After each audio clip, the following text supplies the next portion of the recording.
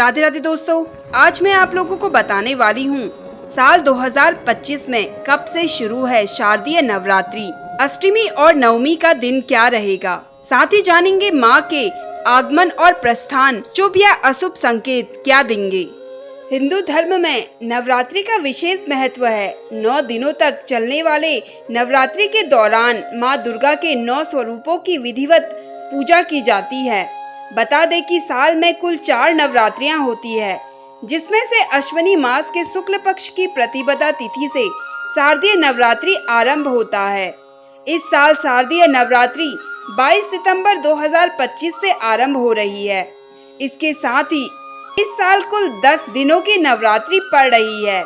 ऐसे में महाअष्टमी और नवमी की तिथि को लेकर काफी कंफ्यूजन में स्थिति बनी हुई है। आइए जानते हैं शारदीय नवरात्रि की महाअष्टमी और महानवमी किस दिन पड़ेगी और क्या रहेगा उसका शुभ मुहूर्त। ऐसे में शारदीय नवरात्रि 22 सितंबर से आरंभ हो रही है, जो 2 अक्टूबर को विजयदशमी यानी दशहरे के साथ ही समाप्त हो जाएगी। इसी के साथ जानते हैं शारदीय नवरात्रि घट स्थापना का शुभ मुहूर्त। शारदीय नवरात्रि के घट स्थापना का शुभ मुहूर्त सुबह 6:09 से लेकर 8:06 तक का रहेगा। इसके अलावा अभिजीत मुहूर्त सुबह 11:49 से लेकर दोपहर 12:38 तक का रहेगा। शारदीय नवरात्रि की महाअष्टमी 30 सितंबर मंगलवार को पड़ेगा। इस दिन कन्या पूजन करना शुभ माना जाता है। इसकी शुरुआत 29 सितंबर को शाम 4:31 पर ही हो जाएगी। समापन 30 सितंबर को शाम 6:09 पर हो जाएगी। चांद के अनुसार इस साल शारदीय नवरात्रि की महानवमी 1 अक्टूबर बुधवार को पड़ेगी। इस दिन भी कन्या पूजन करने का विधान है। इसकी शुरुआत 30 सितंबर को शाम 6:06 पर होगी और समापन 1 अक्टूबर को रात 7:01 पर होगी। हिंदू धर्म में नवरात्रि का विशेष स्थान है। यह पर्व 9 दिनों तक चलता है, जिसमें देवी दुर्गा के 9 स्वरूपों की विधि पूर्वक पूजा अर्चना की जाती है और श्रद्धालु व्रत रखते हैं।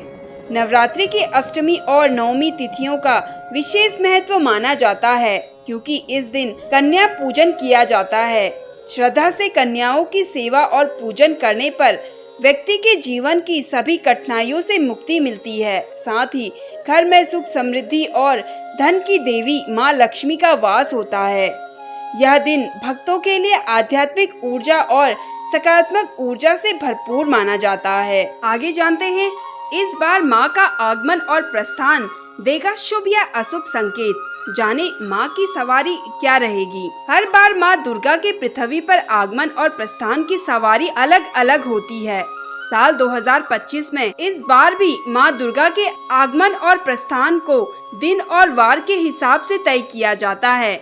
माता का हाथी या गज पर आगमन बहुत ही शुभ माना जाता है। मान्यता है अगर माँ दुर्गा हाथी पर सवार होकर आती है तो यह सुख समृद्धि व्यापार और कृषि के लिए अत्यंत शुभ माना जाता है।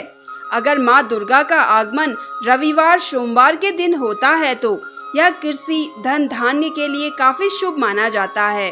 साथ ही माता रानी के प्रस्थान की बात करें तो माता रानी नर यानी मनुष्य के कंधे पर प्रस्थान करेगी। माता रानी का प्रस्थान गुरुवार के दिन 2 अक्टूबर को होगा, जो सुख शांति व्यापार में वृद्धि और पड़ोसी देशों से अच्छे संबंधों का प्रतीक है। माता रानी का आगमन हाथी पर और प्रस्थान मनुष्य के कंधे पर काफी शुभ प्रभाव डालेगा। इसे कुल मिलाकर सुख शांति समृद्धि और उन्नति का प्रतीक माना जाता है। इसका कोई प्रमुख अशुभ प्रभाव देखने को नहीं मिलेगा, बल्कि यह आने वाले समय में शुभ फलदायी होने के प्रतीक है। और साथ ही नवरात्रि से पहले हटा दे घर से ये कुछ चीजें।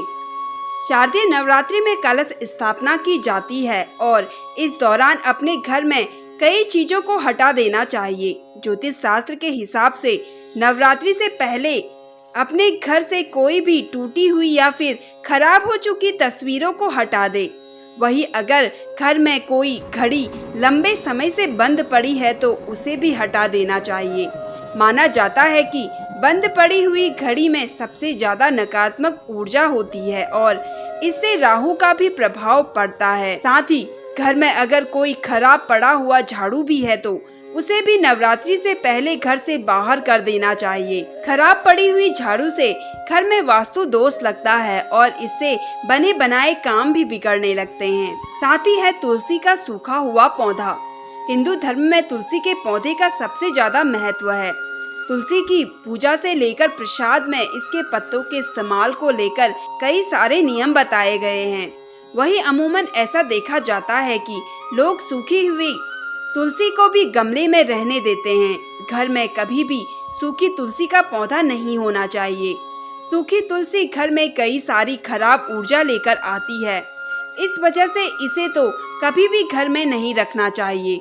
नवरात्रि से पहले तो इसे किसी भी हालत से घर से हटा देना चाहिए। मान्यता है कि सूखी तुलसी को घर में रखने से भगवान विष्णु की कृपा प्राप्त नहीं होती है। दरअसल तुलसी को माँ लक्ष्मी का प्रतीक माना जाता है और इसी वजह से इसका सही अवस्था में होना बेहद ही शुभ होता है। तो दोस्तों, कैसी लगी आपको ये जानकारी कमेंट करके ज़रूर बताइए और अगर आप मेरे चैनल पे नए हैं तो मेरे चैनल को सब्सक्राइब कर लीजिए। धन्यवाद।